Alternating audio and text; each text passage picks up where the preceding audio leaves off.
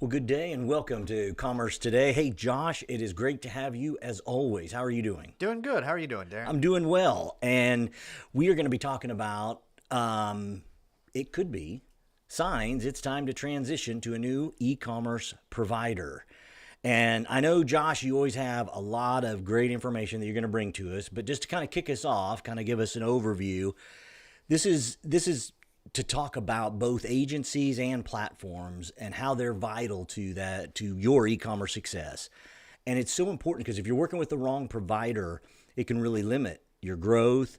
While if you're doing something with the right one, it can drive significant revenue and that operational efficiency that we all want. And lastly, we're going to talk some red flags and the impact of staying with what happens if you stay with that underperforming provider, and how best to make that smooth transition to the new one when you need to do that. So, with that, Josh, let's start off with some red flags with your current e commerce provider.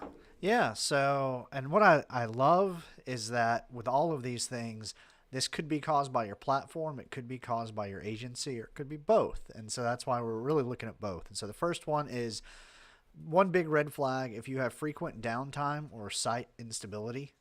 So often, and when I'm talking to a potential client, they'll ask me, well, what's your on-call policy? And what's your policy for when our site crashes? And I always have to say, well, it shouldn't crash. Like the whole point of the work that we're doing is so that it doesn't crash.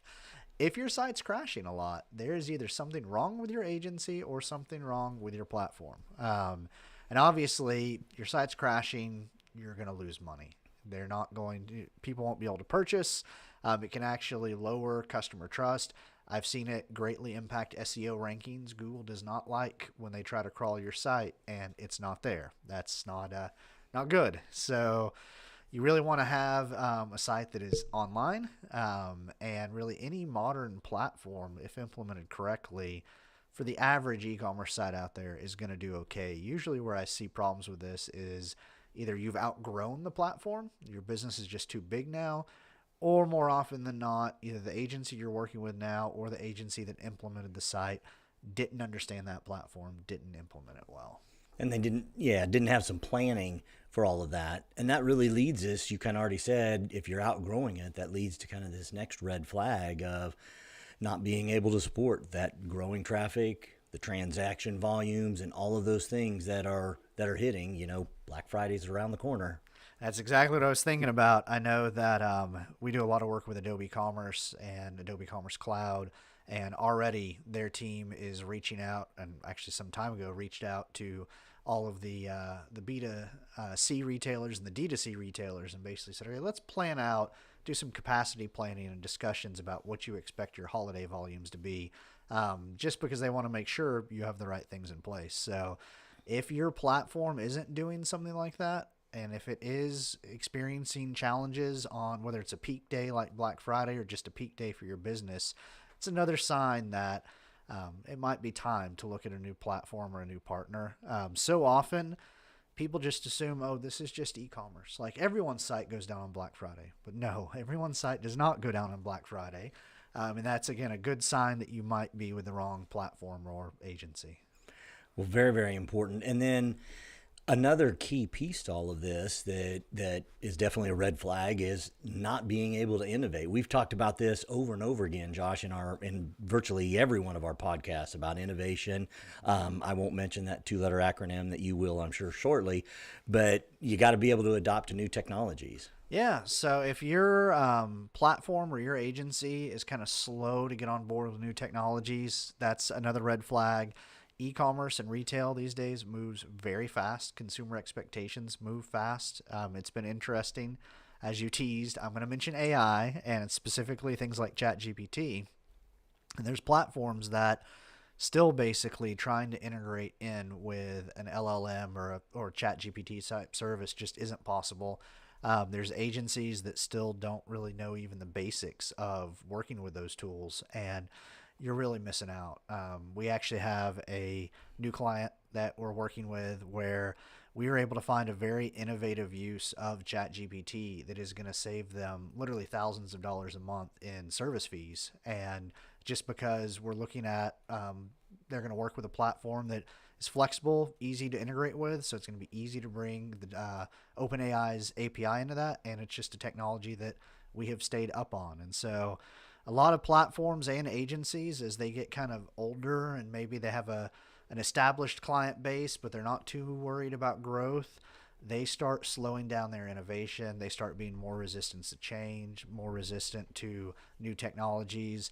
And that's usually right about the time you want to be thinking, okay, I need to find a new platform or a new agency. Yeah, you end up with that evil thing, that technology debt that ends up there. Well, that hits us for our red flags and kind of those three key pieces. But moving forward, we want to look at what happens if you stay with that underperforming provider. There's some impact that you're going to feel, and we've teased a few of those things. But Josh, maybe lead us a little bit further into some details. Yeah, so you're going to lose money. That's the probably the most important one. You will lose money if you have an underperforming partner or underperforming platform. Typically, your user experience will suffer. So your site will be slow. It will not meet modern standards. It'll be harder to use on a mobile device. It might be unstable, crashing like we talked about. And that's just a really good way to take your revenue and hand it to your competitors, because the world of e-commerce, you got to remember your competition is a click away. Absolutely. Well, you can't losing money. Obviously, we got their attention. So moving on beyond that is just simply falling behind. You said it there, a click away. Well, gosh, if you're behind in their technology, how does that look? Yeah, so first of all, you can lose money just because, like I said, your performance and your user experience is so bad. But on the flip side, your competitors could have such a good experience compared to yours that you start falling behind them, and then obviously you're gonna again lose money that way. So you really have to watch. It's really interesting to see there will be different verticals where you'll see a wave of replatforming, where basically some of the category leaders, or lots of times the third or fourth largest company in that category, will say, hey, we're going to replatform onto a newer, more innovative platform. They will kind of raise the stakes for everyone else of, okay, now this is the experience we're going to deliver. If your platform can't keep up with that, or if your agency can't keep up with that, then yeah, you're gonna lose out in that race. And lots of times I've seen that's how that number 3 or number 4 player in a category actually becomes the number 1 player. Suddenly does the big jump. Yeah. Well, the other piece of this, that besides losing money, it's going to cost you more because you're inefficient. What's that all about? Yeah, so often when someone comes to us either from a different platform or a different agency, we will just see they have so many manual processes and they have so many manual workarounds because either their existing platform just didn't support the level of automation and workflow improvements that they needed, or the agency they selected didn't know how to set those up.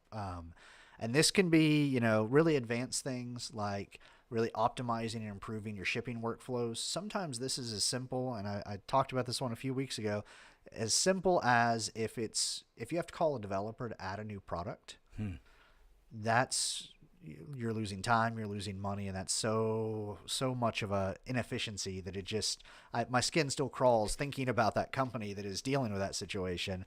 And that's because of a combination of the platform they're on and the agency that implemented it. Yeah, those kind of things are just unacceptable. You just can't do that. All right. Well, it go ahead. frustrates me. And I'll get on my soapbox for a minute or two here. Hopefully we have the time for it, but it just frustrates me because sometimes it is benign negligence. It is the agency just didn't know, or the platform just didn't know. Like they didn't think about it. But sometimes it's worse than that. I do see agencies that their whole thing is, well, if you always have to call a developer to add a product, that's more billable hours for us. And that means you're locked into us and you're not going to switch. And they're not looking at it. The way I like to look at it is, if we equip a merchant to succeed, they will make more money. They will want to invest more money into their e-commerce platform. That's kind of the win-win that I like to see. Versus there are some agencies out there that their whole approach is, how do we nickel and dime you and force you to pay us for things? And that's how we're going to try to make more money out of you. It's kind of almost teaching that learned helplessness. And so you don't even know that you didn't need a developer to do all of this. Well, As always, great stuff about the impact of staying with that underperforming provider. But let's kind of hit that last, and I won't. I hear that song. Well, I guess it's not the last one, but I hear that song in my head, but I won't do it. But we need to make a smooth transition. So, how do we make that smooth transition to a new platform or an agency and or both? So we actually have a replatforming guide that we released on LinkedIn about a year ago that is still a good guide for thinking about a new platform. But so much of it really is about understanding what do you need, what does your business need now, and what does it need over the next 1 to 3 years, versus what can different platforms provide. Another big thing, we talked a lot last week in last week's episode about how to select a really good agency to work with. And one of the things that I got the most feedback on was the fact that you want to find an agency that'll tell you no. And I think you want that even from a platform.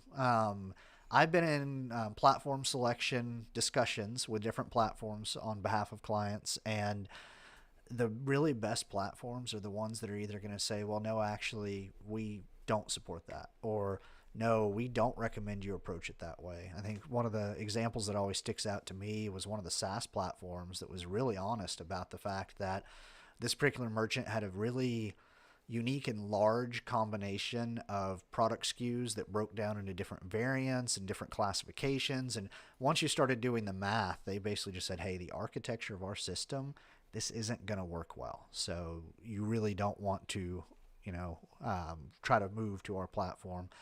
Others will tell you no and say, but here's the right way to do it, or here's the way if you can change your requirements to fit this. And those are the ones that, over the years I've learned you can trust those because they're being truthful. Versus there's some platforms out there that are just going to say, yes, yes, yes, yes, yes, we can do that. Yes, however you want it. Just sign on the line that is dotted. That is all that matters. There's a plug-in for that. Yeah. Oh, there's a plugin for that. There's an app for that. Yeah, that sort of thing. Be very careful with those, both on the agency level and the platform level. Well, how do we go about planning for this migration, and how do we minimize the disruptions that could happen if we choose to do this? Yeah, so on a platform migration, obviously, and this is the one that seems to trip people up the most, is know when your contract is up. Because I have had companies coming to me and say, we want to switch platforms, we want to do it, soon. And then they start talking and planning out the project, and they look, and we might say, okay, it'll be ready in March. And then they'll say, oh, wait, we just looked at our contract, and we're going to have to pay for a whole nother year unless we can migrate by January. That's obviously, Oops. yeah, oops. That's not going to be a smooth migration. So definitely know when those renewals are, know when those key dates are, and plan in advance of those. Also, if you're working with a good agency on a platform migration, there really ought to be very little downtime. This shouldn't be something, and I have seen recently, which scares me, brands where their site was down for 2 or 3 days because they were switching platforms. And that's, again, they might tell you, oh, that's how it works. No, that's not how it works. That is, something is not being done right in handling that migration. And then as far as migrating agencies, again, know your contract, kind of like I mentioned on the platforms. Unfortunately, I have been on the receiving side of someone switching agencies where they're switching to us, and they didn't realize that the way their contract was written, they technically didn't own any of their code, and they couldn't bring it to another agency. So lawyers had to get involved, and it was not fun. Yeah. So know what your agreement is with your current agency. And there's different schools of thought. Some people like to spring this on the other agency. They basically like to kind of just cut off their access and flip to the new agency. Hopefully you have a good relationship with your current agency. And I think, again, most agencies, they'll extend professional courtesy. They'll basically realize, hey, sometimes clients transition to us, sometimes they transition away. We need to make this a smooth process. So I think you'll have to judge what your relationship is with your existing agency, but definitely talking to the agency you're moving to, finding out what information they're going to need, and then kind of planning and talking with the agency you're moving from to ensure that's a seamless migration. Now, one thing I always warn about, though, is even in the best cases, when both agencies, the old agency and the new agency, love each other and they're the nicest people, you don't want two different agencies deploying changes to your site at the same time. That's like crossing the streams. Oh yeah, that's exactly. And even if they don't argue and they don't blame each other, it's just a recipe for someone's process stepping on someone else's process. So also plan this out so that you can wrap up work with the existing agency and you can move to the new agency and you don't really cross the streams there on who's deploying to the site. So it sounds like a phased approach to that whole thing is one of the best. And you even started to talk about and mentioned a lot about the communications around all of this and making sure that people know. We got to make sure that the stakeholders as well as the customers know. And how do you see all that coming together? Maybe kind of what's a best practice, if you will? Yeah. So for the customers, if it's an agency change, it should be transparent. I would not communicate that. For a platform change, so often when you move platforms, customer passwords have to be reset. So letting them know in advance. What I would not do that I've seen companies do is put a banner up that says, we're moving to a new site. Sorry, things might not work quite right. Like that just puts people in the mood of, oh, so I'm going to have a bad experience. And that's not how you want people to start their shopping with you. But if they are going to need to reset their password or anything like that, definitely communicate that. But on the stakeholders, it's the internal stakeholders that I find need the most communication. Amen. And letting them know a change is coming, why the change is being made. I think so often it's either not communicated or it's just like a throwaway line at the end of a meeting of, oh, yeah, and we're switching platforms. Oh, yeah, we're switching agencies. And if you don't share the why, then people get scared. They get frustrated. They might blame everything on the new agency, the old agency, the new platform, the old platform. So really explaining them why you're making the change and giving them a chance to express how they feel about it can save you so much time after the transition and dealing with it. And that kind of goes hand in hand with a phased approach because you want to make sure and keep those stakeholders involved and being involved in that transition so that they know what to expect once the proverbial switch is pulled. Yeah. All right. So we talked about different things to run into, the red flags, but as well, we really need to kind of wrap this around. What are the long-term benefits of making this change? Why is it a big deal? Yeah, and this is important because changing agencies or platforms is work. And so you have to know that there are long-term benefits from doing that work.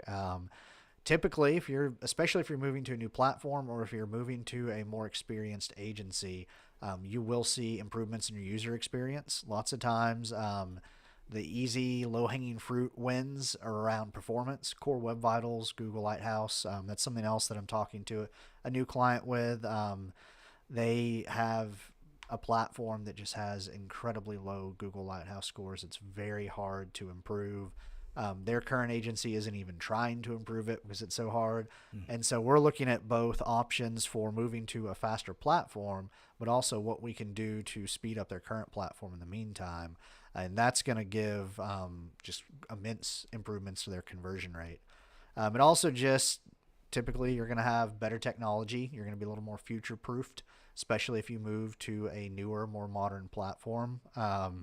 And then one of the things that we do, whether you're moving to a new platform or not, when you come to Creativity, is we're going to take a holistic look at your workflow and your strategy and basically help you find ways to have those workflow and efficiency improvements. So you're going to lower some of your operating costs while increasing your revenue. And that always makes the finance team happy. So. Yes, it does, especially when it all comes together.